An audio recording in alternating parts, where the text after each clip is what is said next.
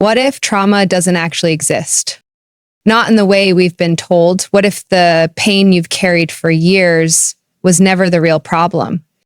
This book flips everything you think you know about your past, your personality, and even your emotions. It's called The Courage to Be Disliked. And it's not your typical self-help guide. Instead of bullet points and motivational fluff, it's a raw, honest conversation between a skeptical young man and a calm, quiet philosopher. The youth is frustrated with life, angry, insecure, and convinced that change is impossible. But the philosopher, he believes happiness is a choice. And more than that, he believes you can change your life at any moment. No excuses, no waiting, no blaming your past. Their debate is based on the teachings of Alfred Adler, a psychologist you probably haven't heard of, but whose ideas shaped books like How to Win Friends and Influence People and The 7 Habits of Highly Effective People. Get ready. This isn't about fixing your life someday. It's about facing it now and deciding who you want to be. Let's talk about one of the most controversial ideas in the book. Trauma doesn't define you. So the philosopher looks this troubled young man in the face and says, your past doesn't decide your future. You do. This goes against everything we've been taught. Freud, for example, believed in etiology, the idea that the past causes the present. If you're angry, anxious, or withdrawn, Freud would dig into your childhood to find the root cause. Makes sense, right? But Adler and the philosopher in this book completely reject that. Instead, they believe in teleology. That means we don't act because of the past. We act to achieve something in the present. It's not, I can't go out because I have anxiety. It's, I don't want to go out, so I create anxiety. Let that sink in. The issue isn't what happened to you, it's the meaning you chose to give it, and what purpose that meaning serves. Here's the example they use. The young man has a friend who's been shut in his room for years. He says he wants to get better. He says he wants a job. But every time he thinks about stepping outside, he panics, sweating, shaking, a full-on meltdown. The youth then thinks it's trauma. Maybe the guy was bullied or abused. Maybe he just couldn't cope. But the philosopher pushes back. He says, what if your friend wants to stay in? What if his anxiety isn't something that happened to him, but something he uses to avoid failure, rejection, responsibility? Now, before you get mad, the philosopher isn't saying the pain isn't real. He's saying the goal behind it is. And that changes everything. Because if your past doesn't control you, then you're free. That's what this is really about. We are not determined by our experiences, but the meaning we give them. If you've ever felt stuck, this idea might be hard to hear, but maybe it's the most freeing thing anyone's ever told you. You're not broken. You're just making choices, and you can start making different ones. Here's where the book really messes with your head. Anger isn't something that happens to you. It's something you use. Let's go to the coffee shop. The young man tells a story. He was sitting there reading when a waiter spilled coffee on his new jacket. Furious, he stood up and yelled. Everyone turned. The place went silent. He says, I couldn't help it. I just lost it.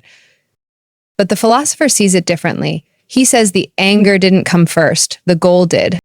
According to Adlerian psychology, emotions, yes, even rage, are created for a purpose. In this case, the young man wanted to dominate, to make the waiter feel small, to be in control of the moment. Anger was the tool. The philosopher breaks it down even more. Imagine a mom yelling at her kid. Then suddenly the phone rings. It's the kid's teacher. Instantly, her voice softens. She's polite, calm. After the call, she goes right back to yelling. And changed nothing, except that she chose not to be angry in front of someone she wanted to impress. But that's the point. We're not slaves to our emotions. We pull them out like tools from a box, sometimes to protect ourselves, sometimes to push others away, and sometimes to get our way. Now, here's the real question. Are your emotions working for you, or are you hiding behind them? It's not about pretending you don't feel anything. It's about asking why you feel it and what purpose it's serving. Next time you catch yourself reacting, pause, ask, what am I trying to get here? You might realize you're more in control than you think. This next part hits hard. Unhappiness is a choice, not because people want to suffer, but because it feels safer than the unknown. Think about it. How many times have you said something like, if only I had more time, I'd go after that goal? Or if I were more confident, I'd talk to them. That if only mindset feels comforting. It gives you a reason to stay where you are, even if where you are isn't great. In the book, the philosopher shares a story about a young woman who says she can't confess her feelings to someone because she has a fear of blushing. She's convinced that if she could just fix that one thing, she'd finally be able to take a chance on love. But here's the twist. That fear, it's doing a job. It's protecting her from rejection. As long as she holds on to it, she never has to risk anything. She can stay in the safety of what if. The same goes for unhappiness. It can become a shield. If you're unhappy, you don't have to try, fail, or be vulnerable. You don't have to face judgment. You just stay stuck, frustrated, sure, but... And that's the uncomfortable truth. Most of us know what needs to change, but real change, that takes guts. It means stepping out of your story, letting go of excuses, and owning the life you want. Living in the realm of possibilities sounds nice, but it's really a way of hiding. You don't have to stay there. But if you want to move forward, you'll need something stronger than a plan. You'll need courage, because happiness isn't handed to you. You have to step up and claim it. Here's something most people don't say out loud. Hating yourself can feel easier than risking rejection. In this section, the philosopher explains that a lot of what we call low self-esteem is actually a defense. When you tell yourself you're not good enough, not interesting enough, not attractive enough, it's not just self-criticism. It's protection. If you believe you're unworthy, you don't have to put yourself out there. You don't have to face the chance that someone else might reject you because you've already done it yourself. That's the deeper pattern here. Self-hate becomes a shield, a way to avoid intimacy, risk, and vulnerability. Because let's be real, relationships are messy. People might misunderstand you, hurt you, or walk away. So instead, we play it safe. We keep our distance. But the price of safety is loneliness. At the core of this fear is something we all feel, the fear of being disliked. We twist ourselves trying to avoid it, but in doing so, we disconnect from who we really are. And the truth is, not everyone will like you, but that's not the problem.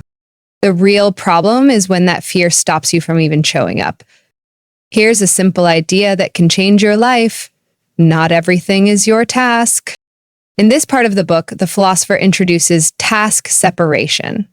The basic point: you only need to focus on what's truly your responsibility. The rest, how people react, what they think of you, how they feel, isn't your job. Let's say you speak your mind honestly. That's your task. But whether someone gets upset, that's theirs. Most of us live tangled in other people's expectations. We try to please, impress, avoid conflict. We exhaust ourselves trying to manage how others see us. But the truth is, you can't control that, and trying to is a trap. Adler's idea is clear. Stop living for recognition. Don't chase approval. Don't shape your life around being liked or accepted. That path never ends, and it's never really yours. Freedom begins when you return to your own lane. Do what you believe is right. Say what you need to say. Let others respond however they do. It's not cold, it's clarity. You don't need everyone's agreement. You just need the courage to live without needing it. The title says it all, the courage to be disliked. It sounds harsh, but it's actually freeing. Being true to yourself doesn't mean everyone will like you.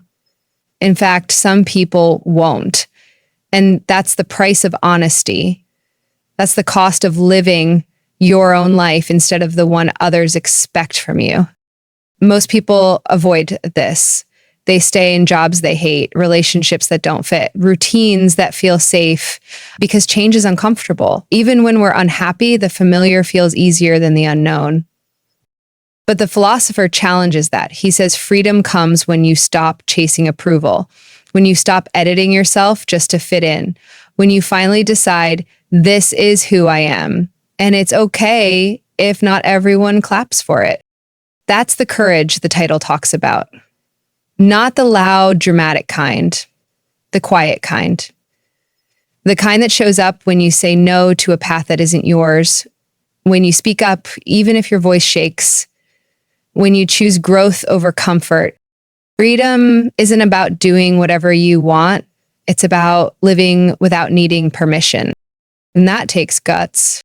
We spend so much time chasing the future, more success, more praise, more proof that we matter.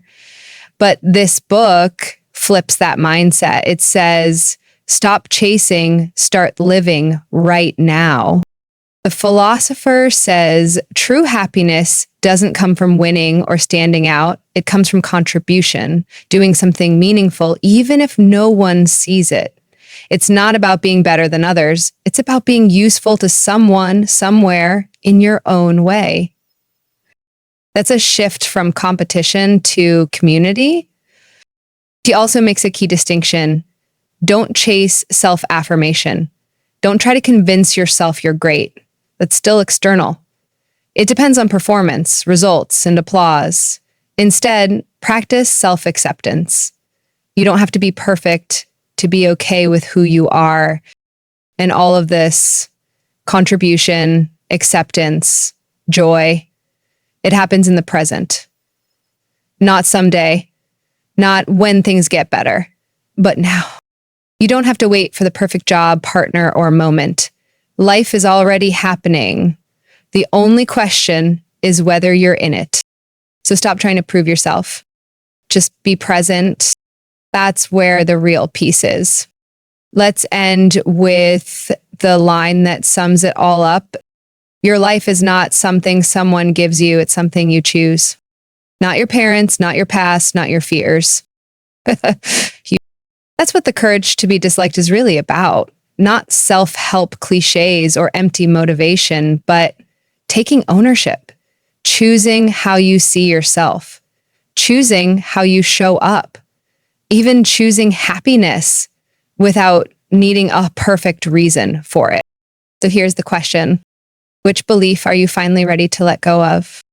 The one that says you're not enough, that you can't change, that people have to approve of you. You don't need to have it all figured out, but you do need to stop waiting, because life doesn't hand you permission slips. You give that to yourself. If this breakdown hit home, smash the like button. If you've ever delayed your own joy just to play it safe, you're not alone. Subscribe for more brutally honest book breakdowns that cut through the fluff and get to what actually matters. And remember, happiness isn't found. It's built one honest choice at a time.